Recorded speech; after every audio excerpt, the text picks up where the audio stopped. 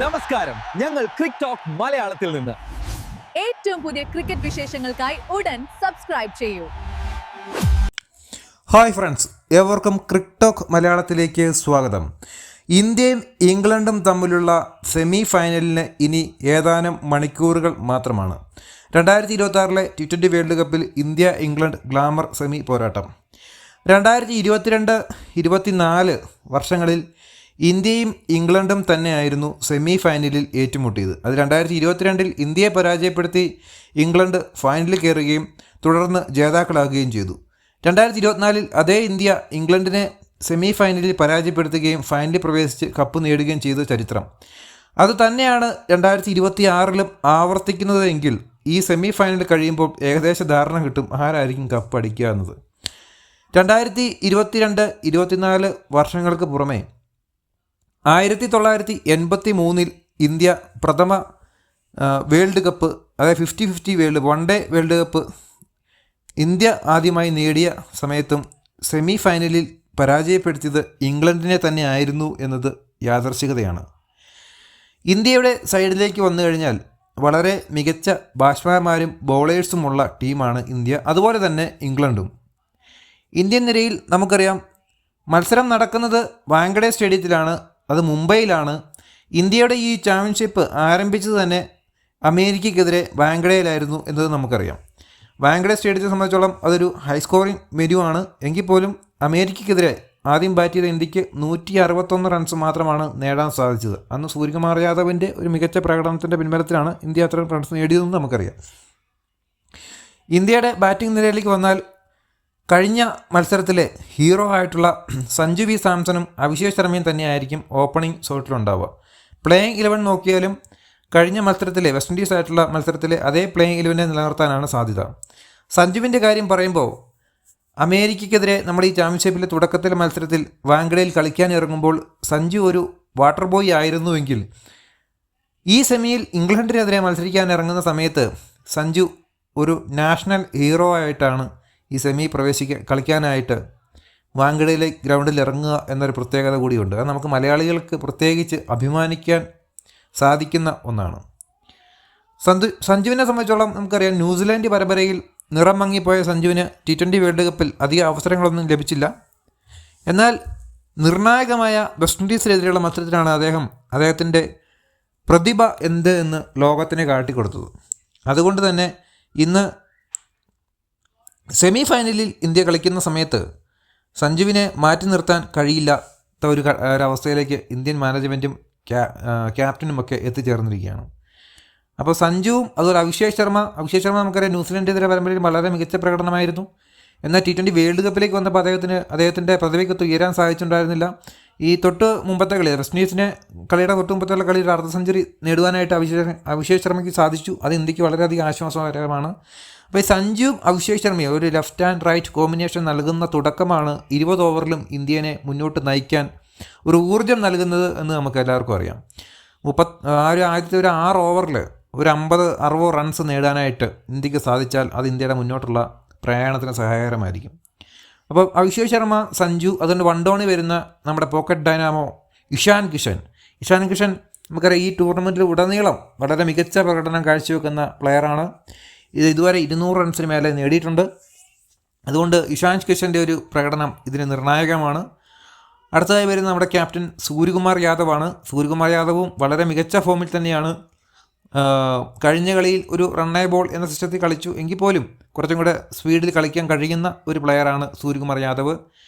അടുത്തതായി വരുന്നത് നമ്മുടെ തിലക് വർമ്മയാണ്. തിലക് വർമ്മ നമുക്കറിയാം, ആദ്യത്തെ മത്സരങ്ങളിലൊക്കെ വൺ ഡൗൺ ഇറങ്ങുകയും ഒരു ആങ്കറിംഗ് റോളിൽ നിന്ന് കളിക്കുകയും ഒരു റണ്ണേ ബോൾ സിസ്റ്റത്തിൽ കളിച്ച് ഒരുപാട് വിമർശനങ്ങൾ നേരിട്ട ഒരു പ്ലെയറാണ് തിലക് വർമ്മ. എന്നാൽ അദ്ദേഹം ഈ ഒരു ഇച്ചിരി മിഡിൽ ഓർഡറിലേക്ക് ഇറങ്ങി കളിക്കുന്ന സമയത്ത് വളരെ വേഗത്തിൽ റണ്ണ് സ്കോർ ചെയ്യാൻ ശേഷിയുള്ള പ്ലെയറായിട്ട് അദ്ദേഹം തെളിയിച്ചു കഴിഞ്ഞു. അപ്പോൾ അദ്ദേഹമൊക്കെ ഇതിൻ്റെ ഈ ഒരു നമ്മുടെ സ്കോറിങ്ങിനെ ഏറ്റവും അത്യന്താപേക്ഷിതമായിട്ടുള്ളൊരു പ്ലെയറാണ്. അപ്പോൾ അദ്ദേഹത്തിൻ്റെ പെർഫോമൻസ് പ്രകടനം ഇന്ത്യക്ക് അത്രയും വിലമതിച്ചതാണ്. അടുത്തതായി നമുക്ക് ഇറങ്ങുന്നത് നമ്മുടെ ഹാർദിക് പാണ്ഡ്യ. നമുക്കറിയാം, ബോൾ കൊണ്ടും ബാറ്റ് കൊണ്ടും ഫീൽഡിങ് കൊണ്ടും ഒക്കെ തന്നെ ഇന്ത്യനെ ബാലൻസ് ചെയ്ത് നിർത്തുന്ന ഒരു പ്ലെയറാണ് നമ്മുടെ ഹാർദിക് പാണ്ഡ്യ.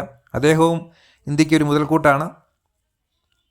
അടുത്തതായിട്ട് നമ്മൾ ശിവൻ ദുബെയാണ്. ശിവൻ ദുബെ എന്നൊക്കെ ബാറ്റ് കൊണ്ട് എപ്പോഴും ചെറിയ ചെറിയ കോൺട്രിബ്യൂഷൻ ആണെങ്കിലും വളരെ നിർണായക ഘട്ടങ്ങളിലൊക്കെ തന്നെ അദ്ദേഹം വളരെ മികച്ച രീതിയിൽ കളിക്കാറുണ്ട്. വെസ്റ്റ് ഇൻഡീസിലെ അവസാന കളി ഒരു 4 ബോൾ 8 റൺസാണ് നേടിയെങ്കിലും അതിൻ്റെ വില എന്ന് പറയുന്നത് നമുക്ക് ഏവർക്കും അറിയാം. അവസാന ഓവറിലേക്ക് എത്തിയപ്പോൾ 7 റൺ മാത്രം മതി എന്നുള്ള സിറ്റുവേഷനിലേക്ക് എത്തിച്ചത് ശിവൻ ദുബെയാണ്. 10 ബോളിൽ 17 റൺസ് എന്ന അവസ്ഥയിൽ നിന്നാണ് അദ്ദേഹം 6 ബോളിൽ 7 എന്നൊരു അവസ്ഥയിലേക്ക് ഇന്ത്യനെ എത്തിച്ചത്. അതുപോലെ ബോൾ കൊണ്ട് ഇടയ്ക്ക് അദ്ദേഹം പരാജയപ്പെടുത്തുന്നുണ്ടെങ്കിൽ തന്നെയും ബാറ്റ് കൊണ്ട് നല്ലൊരു സംഭാവന ടീമിന് നൽകാൻ ശിവൻ ദുബെയ്ക്ക് സാധിക്കുന്നു. നമ്മുടെ അസർ പട്ടേലാണ്. അസർ പട്ടേൽ നമുക്കറിയാം വളരെ മികച്ച രീതിയിൽ ബോൾ ചെയ്യുന്ന ഒരു ഓൾറൗണ്ടറാണ്, സ്പിൻ ഓൾറൗണ്ടറാണ്. ഇന്ത്യക്ക് 2 മികച്ച ഓൾറൗണ്ടേഴ്സാണ് ഉള്ളത്. ഒന്ന് Hardik Pandya fast bowling allrounder ആണെങ്കിൽ ഇതൊരു സ്പിൻ ഓൾറൗണ്ടറാണ് അസർ പട്ടേൽ. അപ്പോൾ അസർ പട്ടേൽ നമുക്ക് നല്ല ബാറ്റിങ്ങിലും നല്ലൊരു സംഭാവന നൽകാൻ കഴിയും. അതുപോലെ ബോളിങ്ങിൽ മികച്ച പ്രകടനം കാഴ്ചവെക്കാൻ കഴിയുന്ന ഒരു പ്ലെയറാണ് അസർ പട്ടേൽ. അത് കഴിഞ്ഞ് നമുക്ക് വരും നമ്മുടെ ബോളിംഗ് ഡിപ്പാർട്ട്മെൻറ്റിലേക്ക് വന്നു കഴിഞ്ഞപ്പോൾ നമ്മുടെ അശ്വദീപ് സിംഗ് ആയാലും ബുംറ ആയാലും വരുൺ ചക്രവർത്തി ആയാലും ഒക്കെ തന്നെ. അശ്വദീപ് സിംഗിൻ്റെ കാര്യം പറഞ്ഞാൽ അശ്വദീപ് തുടക്കത്തിൽ നല്ല എറിയാൻ കഴിയുന്ന ഒരു പ്ലെയറാണ്. അദ്ദേഹത്തിൻ്റെ ഒരു കോൺട്രിബ്യൂഷൻ ഇന്ത്യക്ക് വളരെയധികം മുതൽക്കൂട്ട് ഉള്ളതാണ്. അതായത് വെസ്റ്റ് ഇൻഡീസിലുള്ള കളിയൊക്കെ 19ാമത്തെ ഓവറിൽ അദ്ദേഹം അത്രയും ഫോമിൽ നിന്ന ജേസൺ ഹോട്ടറിനെയും റോഹ്മാൻ പവലിനെയൊക്കെ പിടിച്ചു കെട്ടാനായിട്ട് അശ്വദീപ് സിംഗിന് സാധിച്ചിരുന്ന ഒരു 6 റൺസ് മാത്രമാണ് അദ്ദേഹം 19ാമത്തെ ഓവറിൽ വിട്ടുകൊടുത്തത്. അല്ലെങ്കിൽ ഉറപ്പായിട്ട് അവർ 200-210 റൺസിലേക്ക് എത്തുവാനായിട്ട് വെസ്റ്റ് ഇൻഡീസിന് സാധിക്കുമായിരുന്നു. അപ്പോൾ അതുകൊണ്ട് തന്നെ അശ്വദീപ് സിംഗിൻ്റെ ഒരു പ്രകടനം നമുക്ക് എടുത്ത് കാണിക്കണം. ബുംറയെ പറ്റി പ്രത്യേകിച്ചൊന്നും പറയേണ്ട. ഇന്ത്യയുടെ വജ്രായുധമാണ് ബുംറ. ഏതൊരു ക്യാപ്റ്റൻ, ഈ ലോകത്തിലെ തന്നെ ഏതൊരു ക്യാപ്റ്റനും ഇങ്ങനെ ഒരുത്തൻ എൻ്റെ ടീമിലുണ്ടായിരുന്നു എങ്കിൽ ആഗ്രഹിക്കുന്നതുണ്ടെങ്കിൽ അത് ബുംറയെ കുറിച്ച് മാത്രമായിരിക്കും. ഇന്ത്യക്ക് എവിടെ വേണമെങ്കിലും ബോൾ ചെയ്യാൻ സാധിക്കുന്ന ഇന്ത്യയുടെ കുന്തമുനയാണ് ബുംറ. നമ്മുടെ വരുൺ ചക്രവർത്തി നമുക്കറിയാം, നമ്മുടെ വിക്കറ്റ് ടേക്കർ ഒരു ആദ്യത്തെ ഒരു 5 സ്ഥാനക്കാരെ എടുത്തു കഴിഞ്ഞിട്ടുണ്ടെങ്കിൽ ഇന്ത്യയിൽ ടോപ്പായിട്ട് നിൽക്കുന്ന ഒരു പ്ലെയറാണ് നമ്മുടെ വരുൺ ചക്രവർത്തി. നിലവിൽ 12 വിക്കറ്റ് അദ്ദേഹം നേടിക്കഴിഞ്ഞിട്ടുണ്ട്. അപ്പോൾ അദ്ദേഹത്തെ ഒരു നമ്മുടെ ഒരു പവർ പ്ലേ കഴിഞ്ഞ് ഒരു 6 ഓവർ തൊട്ട് 16 ഓവർ വരെയുള്ള സമയത്ത് ഇന്ത്യയുടെ കുന്തമുന എന്ന് പറയുന്നത് നമ്മുടെ വരുൺ ചക്രവർത്തി തന്നെയാണ്. ഇനി ഇംഗ്ലണ്ട് നിരയിലേക്ക് വന്നു കഴിഞ്ഞാൽ അവരുടെ ഓപ്പണിംഗ് സോട്ടിലുള്ളത് നമ്മുടെ ഫിലിപ്പ് സോട്ടും അതുപോലെ തന്നെ ജോസ് ബട്ട്ലറുമാണ്. ഫിലിപ്പ് സോട്ട് നമുക്കറിയാം വളരെ വേഗത്തിൽ സ്കോർ ചെയ്യാൻ കഴിയുന്നൊരു പ്ലെയറാണ്. അദ്ദേഹം ഫോമിലുമാണ്. ഈ ഏതാനും കുറച്ച് മത്സരമായിട്ട് അദ്ദേഹം ചെറിയ ഔട്ട് ഓഫ് ഫോമിലാണെങ്കിൽ തന്നെ ഏത് നിമിഷവും കത്തിക്കയറാൻ ശേഷിയുള്ള പ്ലെയറാണ് ഫിലിപ്പ് സോട്ട്. പിന്നെ നമ്മുടെ ജോസ് ബട്ട്ലറാണ് ഈ ടൂർണമെൻറ്റിൽ ഉടനീളം ആരാധകരെ നിരാശപ്പെടുത്തിക്കൊണ്ടിരിക്കുന്ന ഒരു പ്ലെയർ എന്ന് പറയുന്നത്. പക്ഷേ ഇന്ത്യക്കെതിരെയാണോ അദ്ദേഹത്തിൻ്റെ ആ ഒരു സ്ഫോടനാത്മകമായ ബാറ്റിംഗ് പുറത്തെടുക്കാൻ കാത്തുവച്ചിരിക്കുന്നതെന്ന് നമുക്ക് ആലോചിക്കേണ്ടിയിരിക്കുന്നു.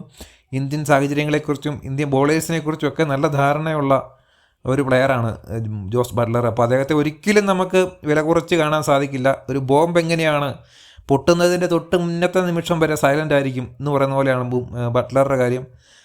ബട്ട്ലർ IPL-ലടക്കം വളരെയധികം മികച്ച പ്രകടനം കാഴ്ചവെക്കുന്ന പ്ലെയറാണ്. അപ്പോൾ അതുകൊണ്ട് തന്നെ അദ്ദേഹത്തിൻ്റെ ഏറ്റവും മികച്ച പ്രകടനം ഈ സെമിയിലാണോ പുറത്തെടുക്കാൻ കാത്തുവച്ചിരിക്കുന്നതെന്ന് നമുക്കറിയില്ല. എന്തായാലും അദ്ദേഹം വളരെ ഒരു സ്ട്രോങ് പ്ലെയർ തന്നെയാണ്. തുടർന്ന് വരുന്ന എല്ലാ പ്ലെയേഴ്സും ബിൽ ജാൾസ് അടക്കം, അതുപോലെ തന്നെ അവരുടെ മികച്ച പ്ലെയറായിട്ടുള്ള സാം കുറൻ ഉണ്ട്, ഹാരി ബ്രൂ ഉണ്ട്, ടോം ബാൻഡൻ തുടങ്ങിയ ഒരു പിടി മികച്ച താരങ്ങൾ ഇംഗ്ലണ്ട് നിരയിലുണ്ട്. ഒറ്റയ്ക്ക് നിന്ന് കളി ജയിപ്പിക്കാൻ കഴിയുന്ന പ്ലെയർ. ഹാരി ബ്രൂ ഒക്കെ നമുക്കറിയാം ഒരു കളി സെഞ്ചുറി അടിച്ചു ഒറ്റയ്ക്ക് നിന്ന് ടീമിനെ കരകയറ്റുന്ന ശേഷിയുള്ള പ്ലെയറാണ്. എങ്കിൽ തന്നെയും സൂപ്പർ 8-ൽ 3 കളിയും ജയിച്ചാണ് ഇംഗ്ലണ്ട് സൂപ്പർ 8-ലേക്ക് കടന്നത് നമുക്കറിയാം. എന്നാലും ഗ്രൂപ്പ് ഘട്ടത്തിൽ ഇംഗ്ലണ്ട് സെമിയിൽ പ്രവേശിച്ചത് നമുക്കറിയാം. ഗ്രൂപ്പ് ഘട്ടത്തിൽ അത്രയും മികച്ചൊരു പ്രകടനമായിരുന്നില്ല ഇംഗ്ലണ്ടിൻ്റേത്. ഇംഗ്ലണ്ടിൽ നമുക്കൊരിക്കലും വില കുറച്ച് കാണാൻ സാധിക്കില്ല. ബോളിങ്ങിലേക്ക് വന്നു കഴിഞ്ഞാൽ നമുക്കറിയാം ജോഫ്ര ആർച്ചറുണ്ട്, ആദിൽ റഷീദ് ഉണ്ട്, അതുപോലെ തന്നെ ജോമി ഓവർട്ടൺ, ഇവരെല്ലാവരും, അതുകൊണ്ട് ഇപ്പം റഹ്മാൻ അഹമ്മദ് ഉണ്ട്. അങ്ങനെ വളരെ മികച്ച ഒരു ബോളിംഗ് നിരയും അവർക്കുണ്ടെന്നുള്ളതാണ്. അപ്പോൾ എന്തായാലും ഇന്ത്യയും ഇംഗ്ലണ്ടും തമ്മിലുള്ള മത്സരം തീ പാറും എന്ന കാര്യത്തിൽ യാതൊരു സംശയവുമില്ല. എന്തായാലും ഇന്ത്യ വിജയിക്കട്ടെ, ഇന്ത്യ രാജകീയമായിട്ട് ഫൈനലിൽ പ്രവേശിക്കട്ടെ. ഫൈനലിൽ പ്രവേശിച്ച് ഇന്ത്യക്ക് ഈ വർഷം ജേതാക്കളാവാൻ സാധിക്കട്ടെ എന്ന് ആശംസിക്കുകയാണ്. നമ്മൾ ഈ മത്സരത്തിന് ശേഷം ഇതിൻ്റെ റിവ്യൂ വീഡിയോ ആയിട്ട് വീണ്ടും വരുന്നതായിരിക്കും. നമ്മുടെ ചാനലിൽ അപ്ലോഡ് ചെയ്തേക്കുന്ന മറ്റു വീഡിയോകൾ എല്ലാവരും കാണുക. ഇൻട്രസ്റ്റിംഗ് ആയിട്ടുള്ള ഒരുപാട് വീഡിയോകളുണ്ട്, അതെല്ലാവരും കാണുക. ചാനൽ സബ്സ്ക്രൈബ് ചെയ്യുന്ന കാര്യം പരിഗണിക്കുക. മറ്റൊരു വീഡിയോയുമായിട്ട് വീണ്ടും വരാം. Okay, by.